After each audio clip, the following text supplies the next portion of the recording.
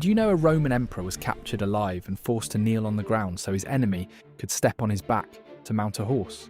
In 260 AD, Emperor Valerian led his army into battle against the Persian king Shapur I in what is now southern Turkey. The Romans were exhausted, disease had torn through their ranks, and negotiations turned into a trap. Shapur seized Valerian personally. The most powerful man in the world was now a prisoner. Persian carvings still exist today, showing Valerian bowed before Shapur.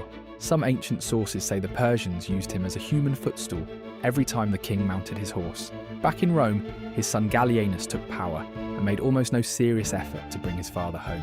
Valerian died in Persian captivity. His fate was never fully confirmed, but he never came back. The empire that believed its emperor was chosen by the gods watched that emperor spend his final years as furniture for a foreign king. Some myths don't survive contact with reality.